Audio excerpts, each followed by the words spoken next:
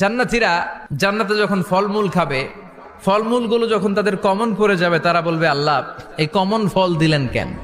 জান্নাতীদেরকে কমলা দিলে জান্নাতীরা বলবে কমলা দিছেন কেন? কমলা তো দুনিয়ায় খাইছি। খাইছেন না?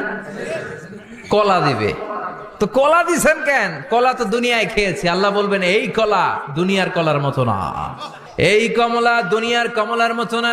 দুনিয়ার কমলার ছোলা ফেলে দিতে হয়, দুনিয়ার কলার ছোলা ফেলে দিতে হয়, বিচি ফেলে দিতে হয়, পাতা ফেলে দিতে হয়। জান্নাতের ছোলা ফালা লাগবে না, ছোলা খাও, ছোলা আরো মজা। বিচি খাও, বিচি ফলের চাইতো বেশি সুস্বাদু। জান্নাতীদেরকে কমলা দিলে জান্নাতীরা বলবে কমলা দিছেন কেন? কমলা তো দুনিয়ায় খাইছি। খাইছেন না?